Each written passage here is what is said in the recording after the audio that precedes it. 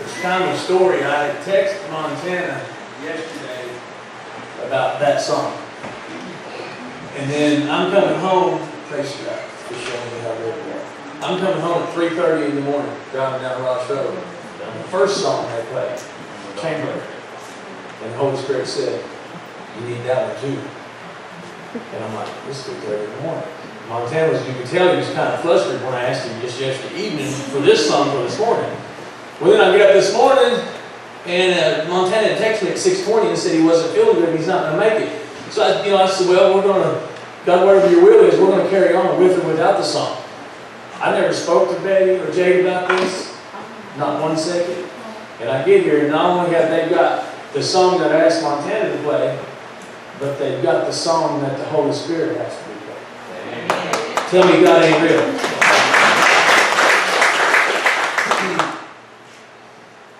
I'm going to start us off in prayer. Lord, I come to you humbly.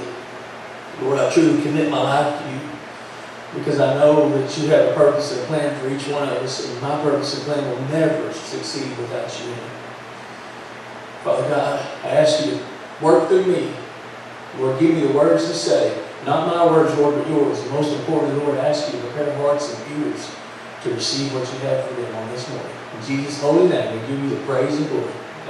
Amen. I'm going to start off by asking a question. Who in here is going through something right now in their life? Amen. That's good. What? How's that good? Well, that's good because we're going to get into God's Word this morning and find out how we're supposed to go through things. If you would, 2 Corinthians 4, 6 and 7. And again, y'all had to bear with me because the way I was raised, my dad and my grandpa was basically zero tolerance. If you had something to say, you got straight to it. You either didn't say it or you said what you had to say. You didn't beat around the bush. So, most preachers get up here and say, well, I'll try to make this short. Well, I'm going to tell you, I'll try to make this as long as I can because when I got something to say, I have to just get straight to the point.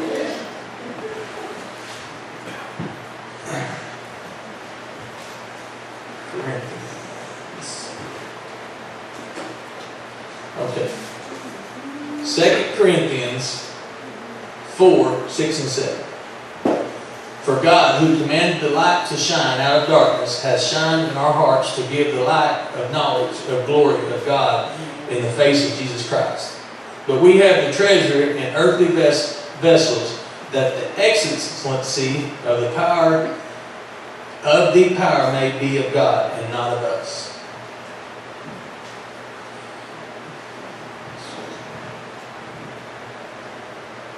You see, we've all been guilty of relying on our own power, which at best is weak.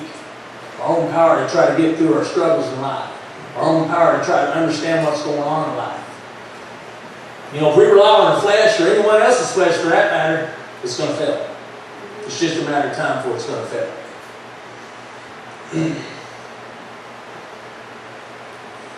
And it says in there, God is the Spirit of excellence.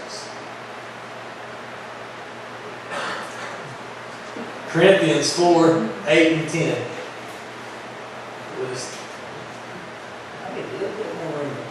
Okay.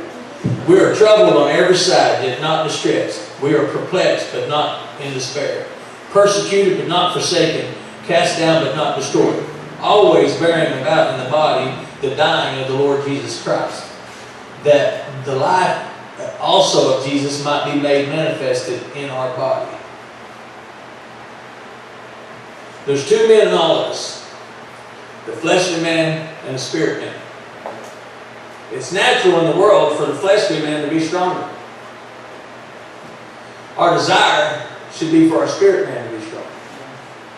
And you might ask, well, how does that happen if it's natural for your fleshly man to be stronger? Well, it's been said, I've heard it said that it takes 7 days to make something happen. Well, I'm telling you, I'm a living witness. How do you make your spirit man stronger and your fleshly man weaker? You spend time with God. You make it a habit. You make it a habit to read God's Word. You make it a habit to spend time in prayer with God. That's so important that we grasp this. That's where you'll see growth in yourself. And that's where you'll see God's purpose come through in your life. And you just feel like, I don't know how to explain it other than it's not like it's a chain, because God lets us do our own thing, but it's almost like a little thread. Just enough that you can feel a little tug leading in the right direction. That's being connected. That's being led by the Holy Spirit. And what's important to know is that He's there for all of us. He has a desire for us to seek Him so that He can fulfill the purpose that He created us for.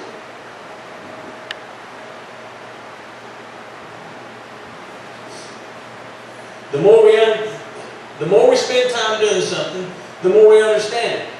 The better we become at it, the stronger we become.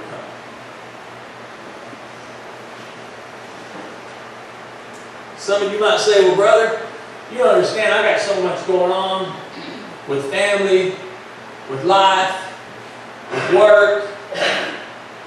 We've all made those excuses, right? Well, we'll find time to make time to eat things we shouldn't. We'll find time to make time to watch TV shows, sit down and watch a show for an hour or 2 hours in the evening. We'll find time to do all these things, and all that stuff is not necessarily bad as long as you're giving God the time that He deserves and desires. And Liz, this is not Methodist, so we can say amen. Amen. That's kind of inside. You know, one of my excuses for a long time, and I couldn't read. I'm just going to be honest about it. That was one of my big excuses for a long time as to why I didn't truly get into God's Word. I couldn't read. I'm talking about, I was a 30-year-old man. You know, I could read The Cat in the Hat, and I could read something that required 2 small paragraphs with some pictures about hunting or something. But if you tried to get me into reading something, I would spend so much time on trying to determine what the Word said that once I got finished reading, I didn't know what to read. And that was a struggle of mine throughout life. And you know, I was well into my 30s, and I said, well, that's just the way I am. That's just the way it's going to be. But someone told me, said, pray about it. Pray about it. I'm 30 years old. This is the way it is. So I did. I prayed about it. And I started spending more time with God's Word. And I prayed about it. I started spending more time with God's Word. And y'all, not only now can I not read it, I can talk about it without reading it. And I read not only God's Word, but I read books that are anything about God. It's like I can't get enough of it. And I can read it, and I can comprehend it, and I can talk about it after I read it. And that ain't me. That's God. She knows. My wife's been with me for a long time. I don't know. But I mean, what I'm saying is, up until the last few years, I didn't. Reading something, it's silly to say, it required pictures. It required pictures and small amounts of reading, or I didn't know what I read. Not anymore. Not anymore. Our verse here at the cross is all things are possible with God. And another one of my favorites is I can do all things through Christ who gives me strength. And I believe that. It's not just words. These aren't just things that we say. This is God's Word. Now that doesn't mean if I wanted to be a professional basketball player, although I look like I would fit the part, I know I do. That doesn't mean that if I desire to be an NBA basketball star, that I can make the team. But I'm here to tell you what it does mean, and this is no joke. If that was God's plan for my life, I don't care if I was 5'7" with my shoes on. If that was God's plan for my life, and I was willing to follow it, that would be accomplished. And I believe that with all my heart. Don't put limits on God. James, the book of James, chapter 1, verse 2 through 5.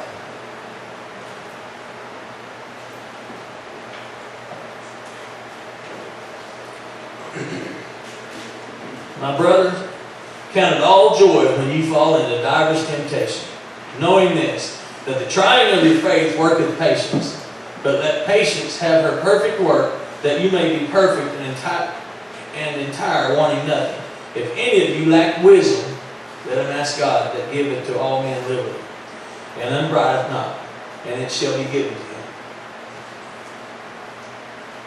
Life's not going to be easy. Sometimes we're going to go through things. And the thing is, we're going to go through things whether we're living for God or whether we're not living for God. But the peace that comes in there is if you're living for God, hey, what's the worst they can threaten me with? If I have Jesus in my heart, what is the worst that can happen to me? Kill me and I go see Jesus. That's the worst that can happen. That's the worst outcome of that. And is that bad? No, it's not. Because in the end, that's our ultimate goal. That's what we're all striving for. If you have Jesus in your heart, there's no threat that should scare us in a sense. Because where we're going to end up all with Jesus.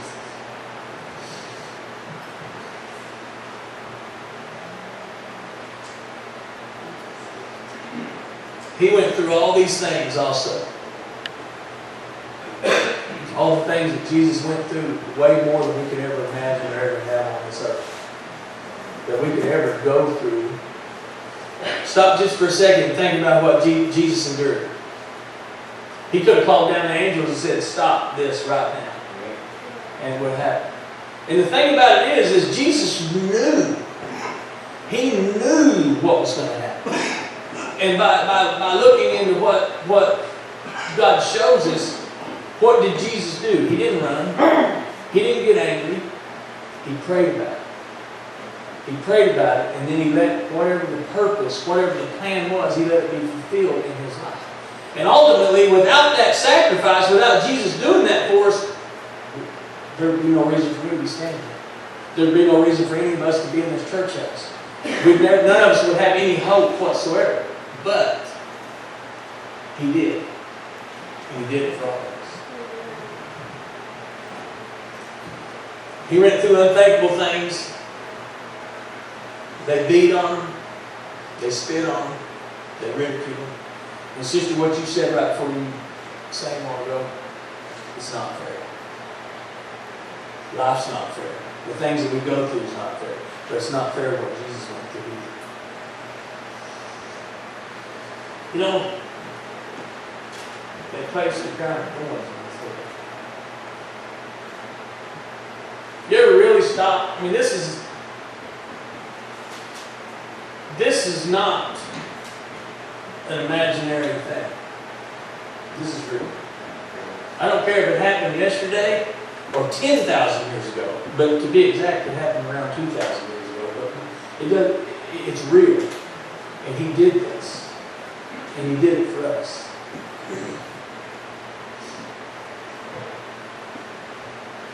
He did it for me. He did it for you. And he did it for everybody else in this world. Even the ones that were spitting on him. Even the ones that were wanting to hurt him. He did it for them too. That's hard for me. Again, that's where the fleshly side, that's hard for me to imagine because, you know, you want to start kicking, screaming, and fighting. But he went to the cross and endured all that. Willingly.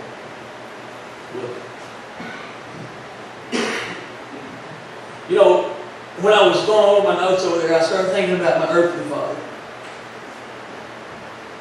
And I didn't realize what all he had done for me until he was gone. And I think that's I don't know that it's not fair that that's the way that is, but I think that's a natural thing too, because you don't realize the sacrifices that someone made for you until they're no longer here. And you can look back and reflect on that. And whether your earthly father was or was not here for you in life, it is irrelevant. Because your heavenly Father is, and he did, and he went to the cross for that for us.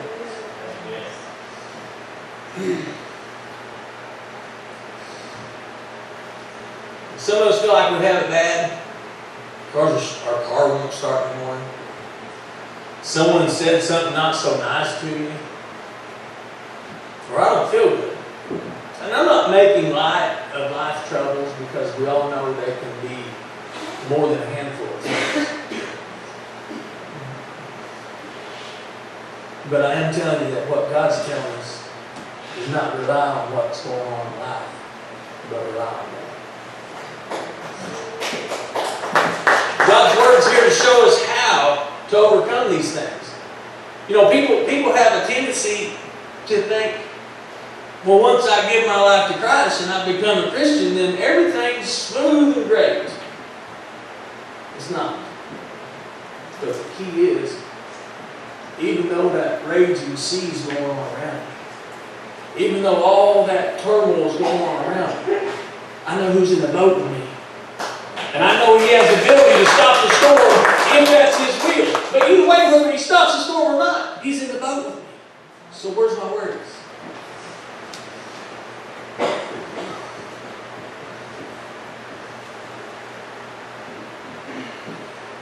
Always remember the good news about all that bad that Jesus went through, the crown of thorns upon His head, going to the cross, the nails in His hands, the spit on, the treated badly, the death. And you would think in your fleshly side, well, that ended there. Always remember the good part of that is what happened on the third day.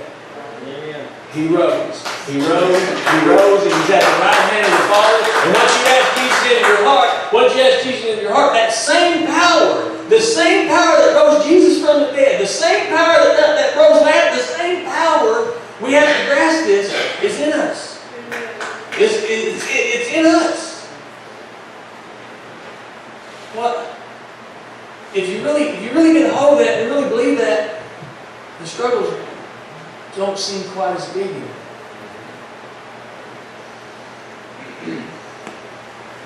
Alright, we're going to go on Isaiah 53, 1 and 5. Isaiah 53, 1 through 5.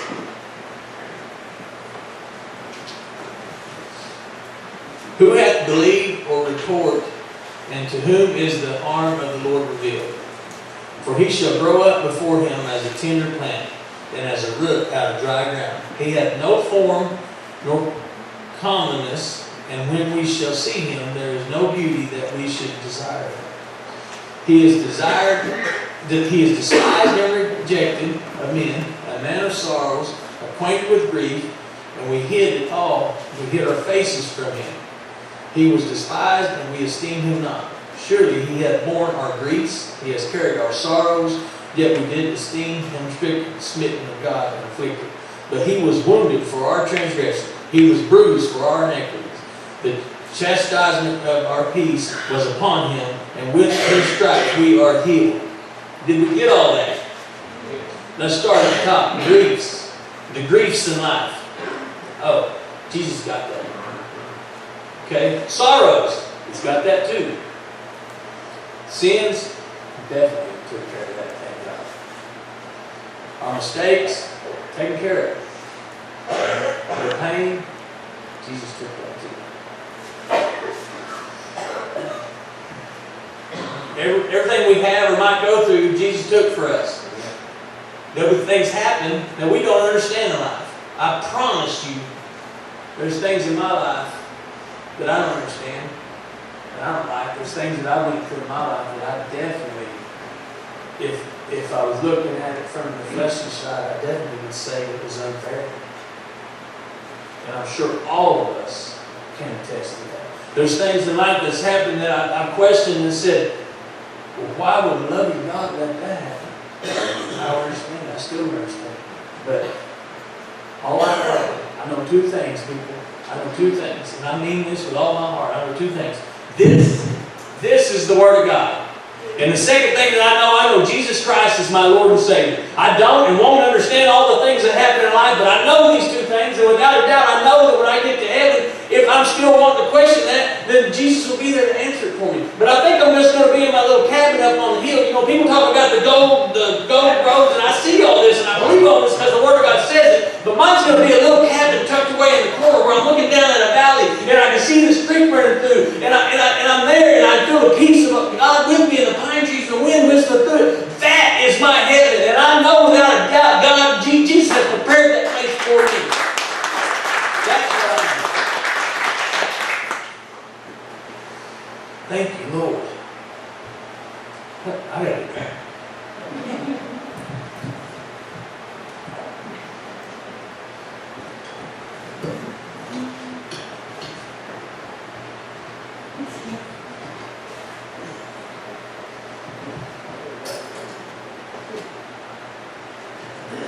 Psalms 34:6.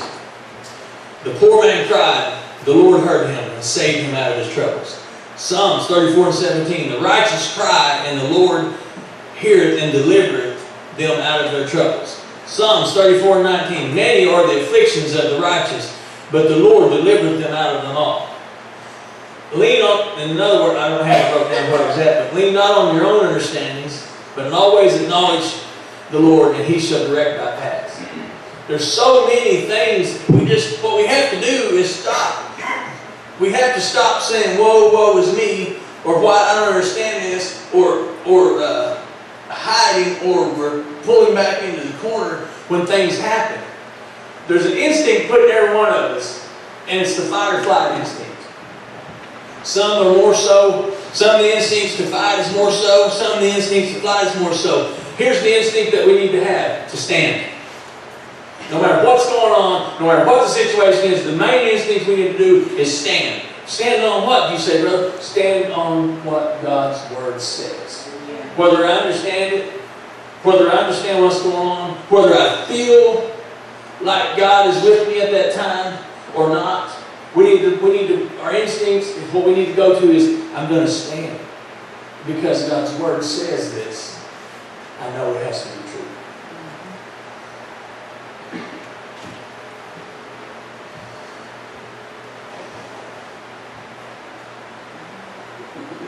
We're going to have to make this.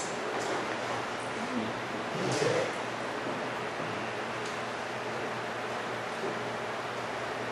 God doesn't want us just wandering around, feeling lost and defeated, with no hope, no direction. That's why He put this here, for direction. And that's why Jesus went to the cross, is for the hope. Jesus did defeat death, hell, and the grave. And Jesus did rise, and He is sitting at the right hand of the Father. And I know that I know that I know that He hears my voice. And I know that, and it says in His Word that He'll send the Comforter, which is the Holy Spirit. And I know that the Holy Spirit is there, and I know that He will lead me. The thing is I have to get all the turmoil, and I have to get all the confusion, and I have to get all the stuff that the world and the devil tries to put in our way. I have to get it out of the way. And the Holy Spirit's been dealing with me about this. I think of it like, and I've said this many times, the old radios, the antenna, you had to fine tune the knob. Most of these youngsters don't even want to push digital 1, 2, 3, you know. Anyway, you had to fine tune the knob just right. And you would pass it on that much, it would go. And that's what we have to, like in the world, you know, here's the key. All that turmoil is going on. Here's what we have to do. We have to really get down on our knees and get into the radio, which is our communication with God, and fine tune it and listen. That's the key.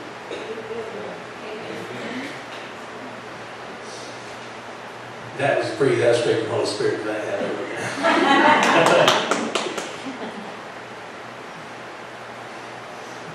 Again, that's where we get our hope. I don't want anyone, I only preach, I only get up here and speak what God gives me. And I don't want anyone to ever feel defeated. I don't want anyone to ever feel like there is no hope. Because it's so important that we grasp what Jesus done for us. It doesn't matter what you did or didn't do, or what you have done, or what you've done yesterday, or what you've done on the way over here. That's irrelevant. I can't do enough good to get into heaven. But the good news of that is I can't do enough bad to keep me out of heaven. Now, if I ask God, if I'm professing to be something and pretending like I'm something, and then trying to still do, now that's a dangerous place. I'm not even going to go there. But where I'm going with this is I can't, no matter what I've done in my past, what I've done in my past is irrelevant.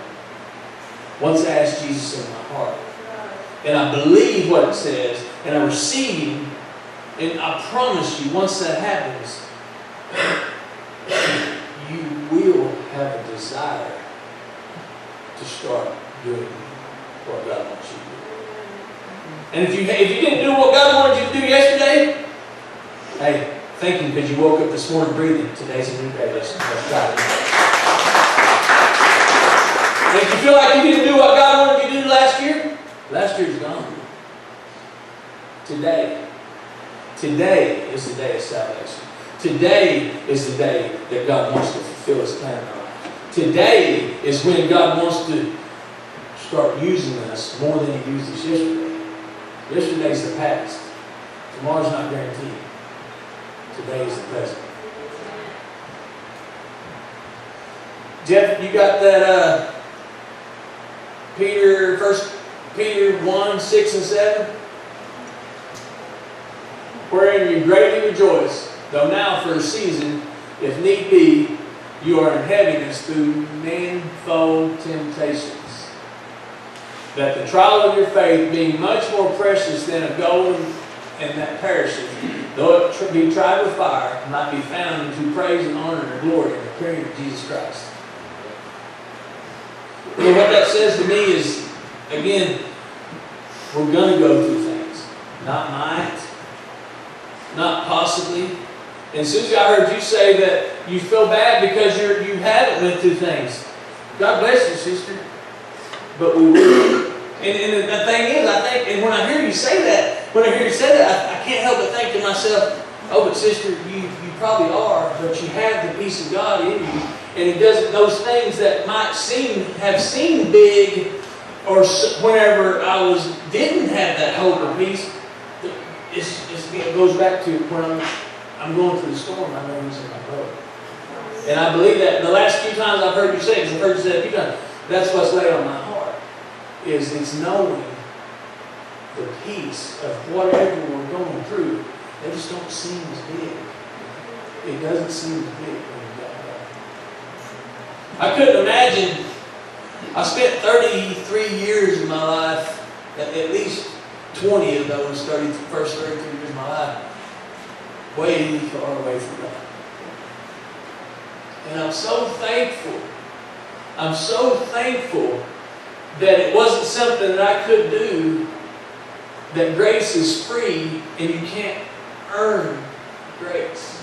Because if I had to earn grace, if I had to make up for all the things that I've done for those so many years, I'm not sure I'd be here long enough to make up for the bad that I've done in my life. Not proud of that, I'm just honest. But here's the deal. When I finally fell on my face out in the woods by myself, and I cried. I cried like a 4-year-old. I'm talking about snot cleaning, cried. And I realized then that there is no hope with the way I was living life. And there is no hope without God. Whether I was that good old boy that had never done any wrong, or whether I was the sinner that was so far from God that it didn't matter. Because when I asked Him into my heart, He cast those sins as far as the east is from the west. And I'm so thankful, and I truly praise Him for that, because I feel like someone in here, I really truly feel like someone in here feels like something they've done in their life is more than God can forgive them of. Not true. Not true. It does not matter. God was willing to forgive the man that poked Him in the side when He was hanging on the cross.